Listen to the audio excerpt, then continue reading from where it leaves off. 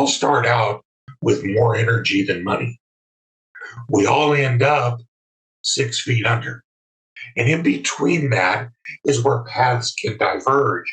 But the 1031 exchange can allow you to keep the tax dollars working for you from womb to tomb, if you will. Welcome to the Rental Property Owner and Real Estate Investor Podcast, brought to you by the Rental Property Owners Association, where real estate investors have found success since 1968. I'm your host, Brian Hamrick from Hamrick Investment Group.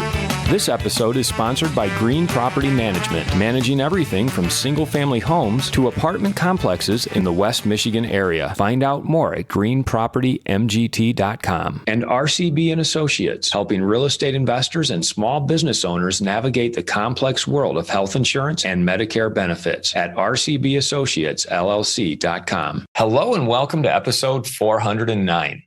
The last time my guest was on the show, he shared some mind-blowing 1031 exchange strategies that can help you shelter your real estate sale profits from the IRS. That was episode 237, if you want to check it out. Dave Foster is back again today to share more examples of successful 1031 exchanges and update us on the latest legislative changes to this incredible investment tool. Dave also released an Amazon best-selling book called Lifetime Tax-Free Wealth, the Real Estate Investor's Guide to the 1031 Exchange. Dave, welcome to the show. Hey, wow, 200 episodes ago. That's a lot of episodes under the bridge. When you were here last time, you really blew my mind with some of the 1031 exchange strategies that you shared.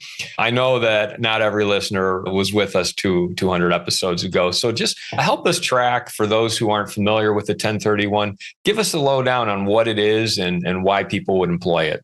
Yeah, I tell you what, I've been depressed for several weeks now because of this very topic. I actually went back and did some math. And now I'm really sad because our entree into 1031 exchanges was through a mistake that I made 30 years ago. I sold a piece of property and I did not do a 1031 exchange because I did not know about them. I didn't know that you could simply use a process, sell investment real estate, buy new investment real estate, and get to use the deferred taxes on your profits as part of that purchase and keep those taxes at work for you as long as you own that property or keep 1031ing forward. So that's what the 1031 exchange does. Here's the impact of my mistake. I did so well on that first term. My tax in Denver, Colorado for Colorado and federal was going to be about $30,000. Now, over the last 30 years, real estate, if you include all of your aspects, amortization, depreciation, income, cash flow, if you include all of those, real estate investors generally make north of 10%. So the rule of 72 says that if you take 72 and divide it by the percent you receive as a return on your investment, that tells you how many years it takes for that investment to double. So if I'm making 10% a year, I would have taken me 7.2 years for that $30,000 to double. That's the $30,000 that I just handed to the IRS. If I would have gotten to keep it, and it would have doubled every 7 years, over the last 35 years now, that's worth north of $500,000. That could be working for me instead of going into the black hole of government. So had you known about the 1031 exchange 30 years ago, that $30,000 you paid in taxes would now be worth well over $500,000 today. One transaction. You understand why I'm depressed. But I would guess that since then, once you learned about 1031 exchanges, you've done it many times and more than made up for that mistake. Oh, yeah, absolutely. We talked the last time, our story was that we used the 1031 over the course of 10 years and ended up being able to buy a tax-free sailboat from dollars that we had pulled out from refinances and primary residence sales and live on that sailboat for 10 years with our 4 children on our short-term rental portfolio, all purchased with tax-deferred dollars. It's an incredibly powerful statute. That's what the 1031 exchange allows you to do. Keep the government's money work for you instead of for someone else. So it becomes kind of well, Dave Ramsey calls it the snowball. Albert Einstein called it compounding interest. You're making money off of money that you wouldn't normally have. And then you get to make more money off of that. And that's how 1031 investors get wealthy over the long haul. Let's go to the 4 Ds that you shared last time, because I think it bears repeating. Let's talk about that before we move on to legislative changes. So the 4 Ds are really the reasons why your motivations to do 1031 exchanges. The first one is because you get to defer. Because when you start that train, like if I would have done it 35 years ago, every day that I got to use that $30,000 was a day the money went into my pocket. 7 years later, that 30 turns into 60.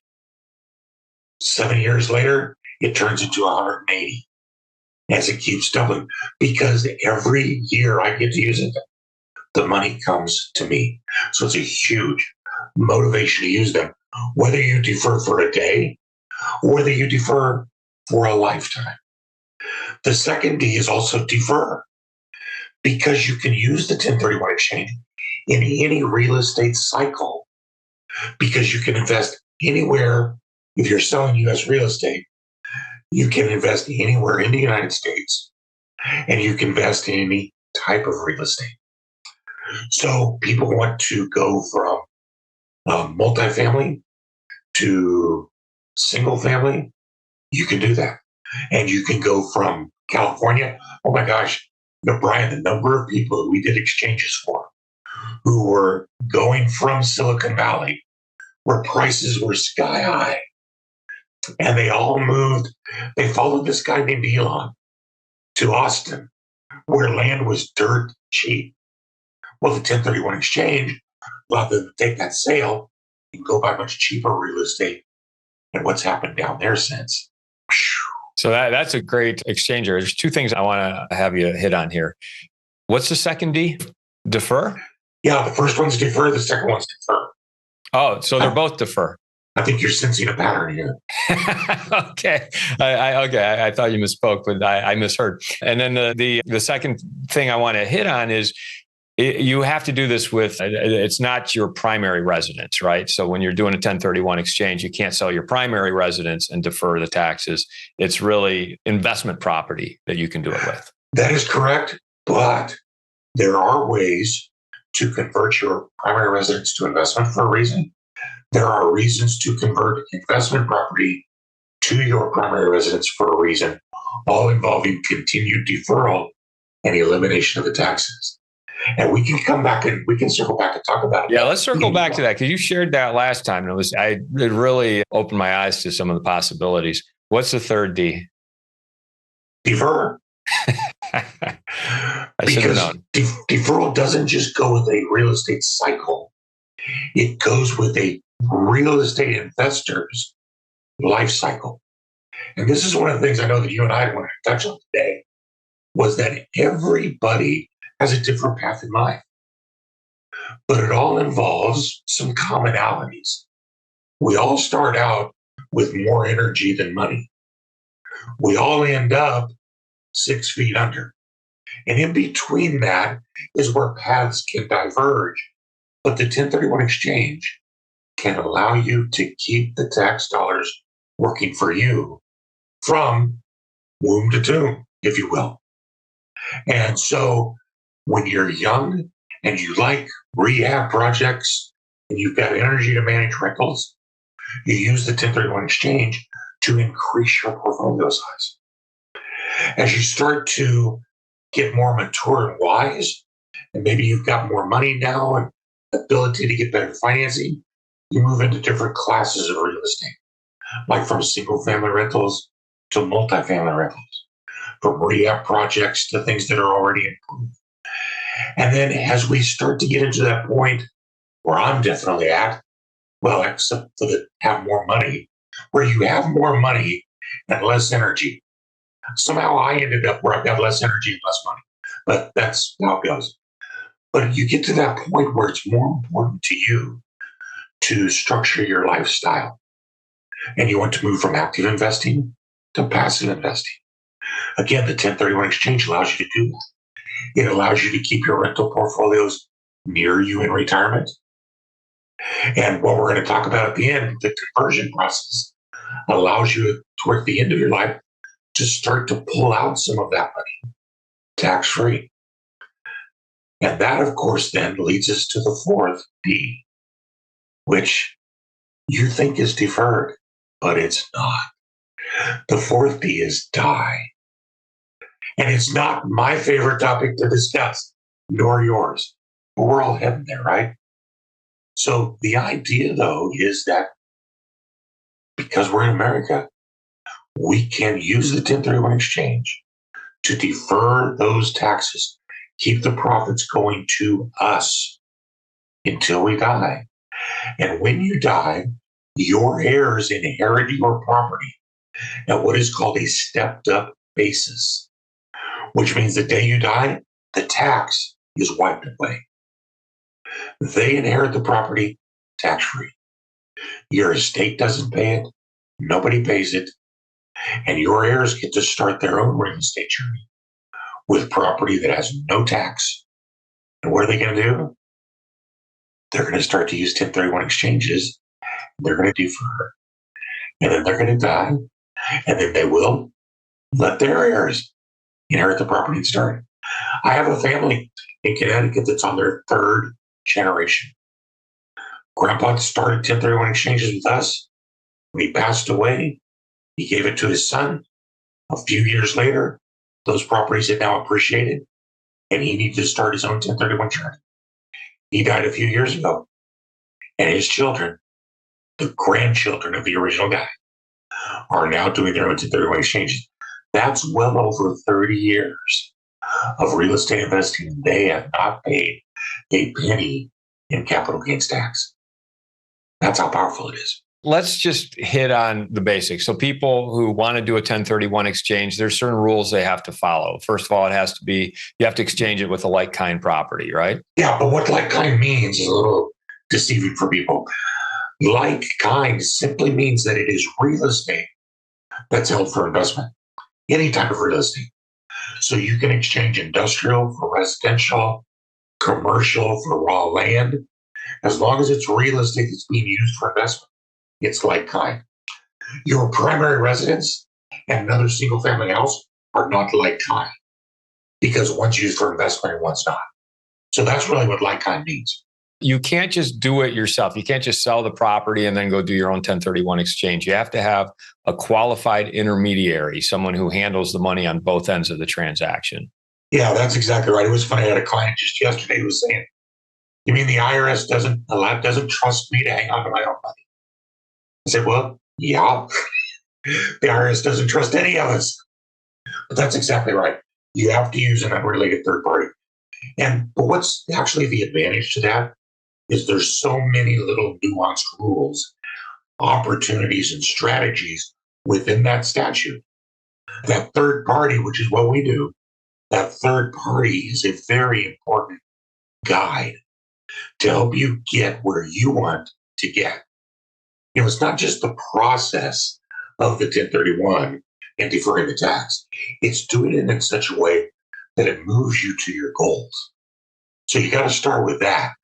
And then you figure out how the 1031 can be designed to work to get you there. And then the number of days you have to identify a property and then the number of days you have to close. What's the rules there? Yeah, 45 days to identify your potential replacements. That's from the date of the closing of your sale. And 180 days to complete the process. So the 180 days usually isn't a problem unless it's new construction and there's some delays or something. But the 45 days always catches people. It feels very short. And it feels much shorter when you're in the middle of it. But the reality is 45 days is actually quite a bit of time, especially when you can actually go into contract for your new property even before your old property closes. So I always tell people, Brian, to do the hard job first. And right now, we're still, although it's becoming more and more balanced, we're still in a market where it's easier to sell than it is to buy. So I tell people, take care of the hard job first. Go find your new property, get it under contract before your old property closes even. If you've already got a contract for your new property, your past contingencies, go get that other property locked up. Do whatever you can to get the hard job done first. A lot of times you can do that with contingencies. You'll go buy the property contingent on you selling your old property or with an extended closing. And when people say, but Dave, that's hard to do, nobody wants to do that, I then remind them, don't forget, you're also a seller in this equation. So when people are coming to you with offers, you simply say, sure, I'll sell to you, but I want a 60-day closing, or I want to wait until I find my new property. So there's all sorts of ways to stretch out that 45 days, but it is very real, and there are no exceptions.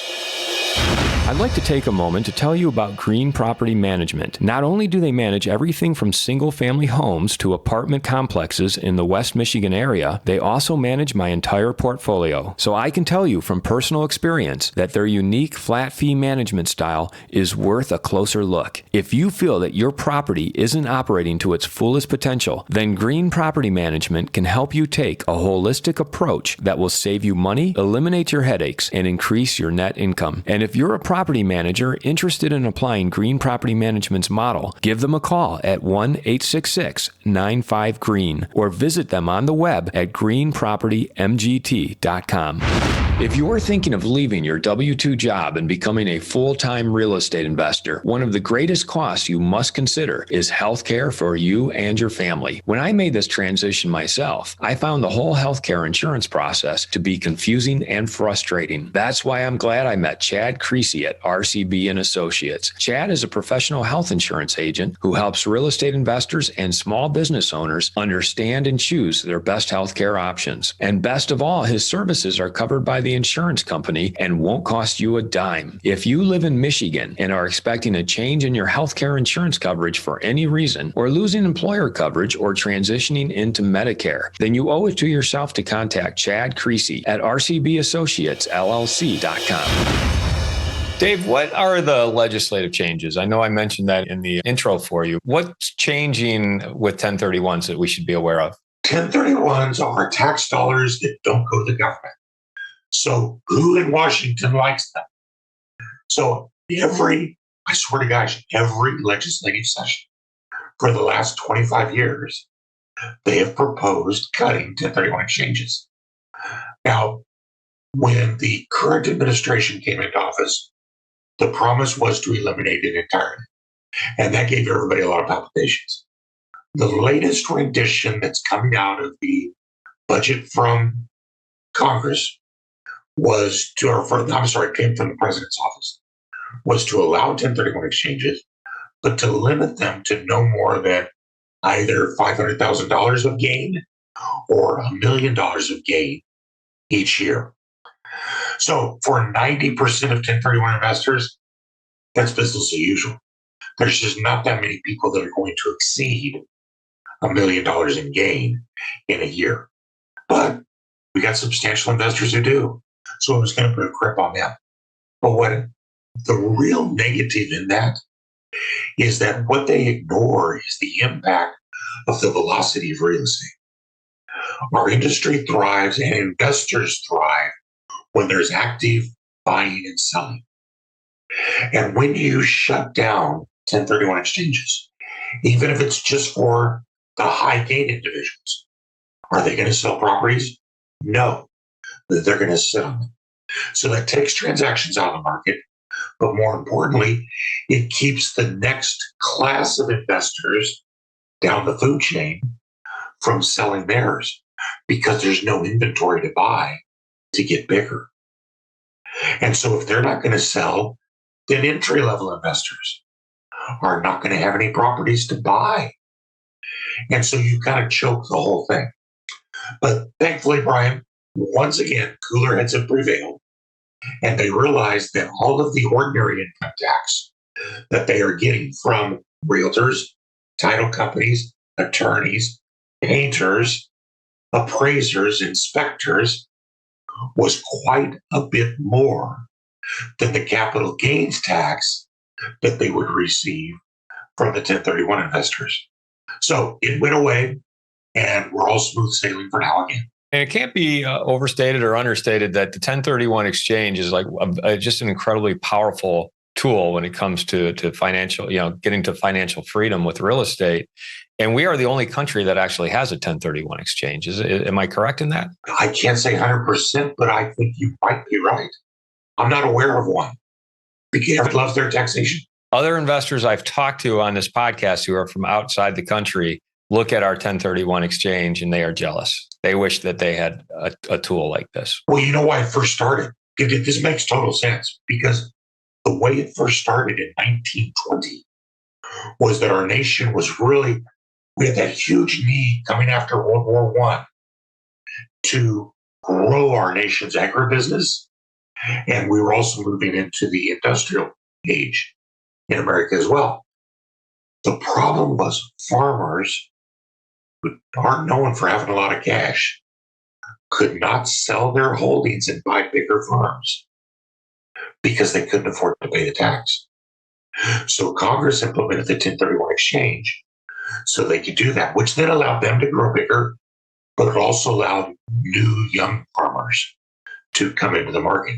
So it was just kind of this wonderful coalition of things right in an age when America needed to provide an incentive.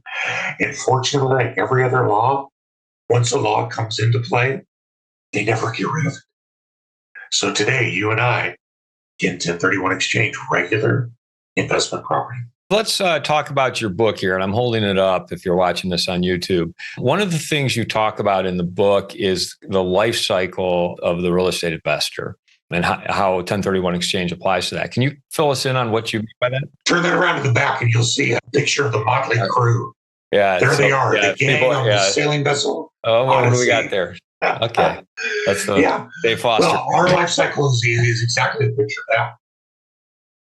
Wherever you're at, there's a way to make 1031 work for you. You start with, like Franklin Covey said, you start with the end in mind. And our goal was to live on a sailboat and raise our children. Crazy goal, right? Where does 1031 come into that? Well, we were in Denver, Colorado, and we started buying investment properties. And every time we sold one, we would use the 1031 exchange to buy two of them. And so we were not paying tax. We were growing our portfolio. And then this gets us into the conversion aspect. Occasionally, we would sell the property we were living in, and that money was tax-free because of the primary residence exemption. And we would move into one of our former investment properties.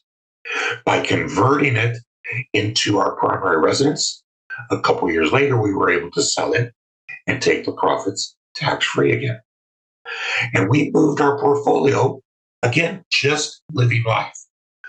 We matured. We took advantage of a corporate transfer for my wife and moved to Stamford, Connecticut. Took our entire portfolio with us through 1031 exchanges, including ahead of time buying a house that we then later converted into our next primary residence. And then when we moved to Florida, because Connecticut didn't have any warm water, we moved to Florida. Again, we sold that primary in Connecticut and moved into a 1031 property turned primary residence in Florida. And each one of those sales, because they were tax-free, went to buy the boat. So we literally bought that boat with government tax dollars. The key here is that you knew in advance where you wanted to move next. So you would buy a property and rent it out as a rental property. So to talk about the timeline there, like how long did you have before you moved into it? Did you have to buy that property? There is a safe harbor from the IRS that allows this at 2 years. So if you use the property for 2 years, then you can move into it and convert it into your primary residence. You would do a 1031 exchange, buy a rental property in an area that you knew you would want to move to. Exactly. And after 2 years, you could convert it to your primary residence. That's exactly right. Yeah. You talked about that on the last episode, and I just thought that was so just earth-shattering. The idea that you could buy your dream home, rent it out, and then after 2 years actually move into it, not paying any property taxes. Not property tax, not paying any sales tax. And so our particular dream was the boat. But I talked to such a large number of people now whose dream, they want to become farmers. They want to become hobby farmers. They want to go off grid. They want to live in nature, but they're in the middle of the city. Well, the 1031 exchange, they start to use it much the same way. They end up buying a farm using 1031 dollars. They move on the farm. That's their dream. For others, they'd love to RV.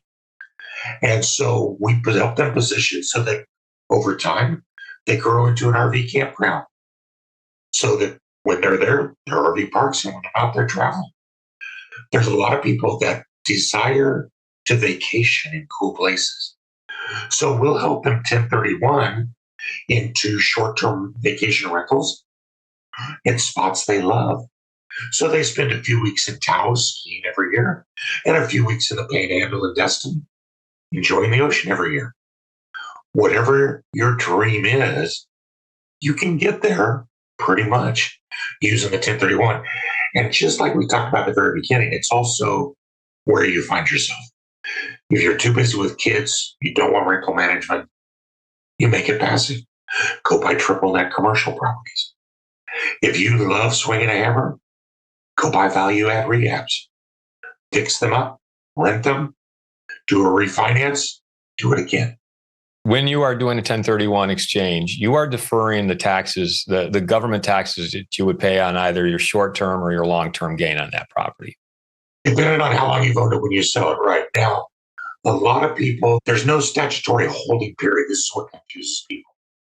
So everybody says you have to hold your property 2 years. No, there's nothing in the statute that says that. There's case law that says 2 years, 2 tax years, 2 calendar years. Well, that's everything from December 31st to January 2nd to 760 days. So the statute of how long you have to hold, it's really gray. The IRS specifically states that it's property that you have the intent of holding. So holding it over a year to get capital gains, long-term capital gains, certainly very valid. There are situations where a client might do a 1031 exchange on property they've owned less than a year. Did I tell you about the bear last time? I don't recall anything about a bear, so go ahead. My favorite client of all time with this sold a property, and he called us. He was going to sell a property that he'd owned for 30 days. I said, you can't do that. You bought this property intending to fix it up and sell it. He said, no, I didn't. I bought this property, and I even honored in the sales contract the lease to the long-term tenant who was a friend of the seller. I said, well, okay, you agreed to do that, but then they're not there. Why aren't you doing that? What's your intent? Because my intent was really to hold it, but the bear got in the way. So what? There was a bear that moved. It was in the Smoky Mountains. There was a bear that moved into his trash can area, and the tenant was scared to take the trash out. So she left. And he did not want to mess with a bear. So he decided to 1031 after owning the property for 30 days. Guess what? His accountant agreed. Now, no accountant ever agrees to an aggressive strategy, right? Why did he agree? Because my guy had the ring photographs from his front door that showed the bear. I said, yeah, you know what? I would challenge an IRS agent to deny that one. I wonder if the IRS ever flagged that and called him on it, and he had to share his. I don't think they did, because I told him, I said, please, if they ever question you, you got to let me know. No, so I can just run. No. What is your favorite hack or app? Well, because hope springs ever eternal. I can't even remember the name of the app itself, but a calorie counter. Those are kind of cool how they develop now, where if you want to monitor your consumption, you can just put in a type of food. It'll give you all of the commercially prepared foods. So you don't even have to think much. You just say, chicken pot pie. And it'll ask you whether it was Marie Callender's or something else. But for the life of me, I can't remember the app. Wish I could. If you go to your app store, I'm sure a good one will turn up. Oh, listen, when I hang up, it'll be the first one there. And I'll go, I wish I would remember. Your book is called Lifetime Tax-Free Wealth, The Real Estate Investor's Guide to the 1031 Exchange. I'm holding it up here. Go ahead and just tell our audience how they can find out more about you, get a hold of you, and where they can find the book. Yeah, the book's on Amazon, just like normal. And you can find us the easiest way. Go to the1031investor.com. And on there, we've got access to my online scheduler, because I love to strategize and dream with people. We have had such a fun run ourselves. And I just love to help people get there as well. Online scheduler, calculators. You can go to the 1031 Investor on YouTube. We've got a 47-part video series now. You'll recognize the voice, I guarantee. Yeah, that's us, the 1031investor.com. Dave, thanks for coming back to the show to share an update on probably the most powerful real estate investing tool that's out there for investors, which is the 1031 exchange. You always do such a great job of explaining what it is, how it works, and sharing the stories on it. And really enjoyed this conversation. So thank you so much for coming back to the show and sharing it with us again. Awesome being here with you. I want to thank everybody for listening to this episode. I'm your host, Brian Hamrick from Hamrick Investment Group, and you can find out more about me by going to higinvestor.com. That's HIG investor.com.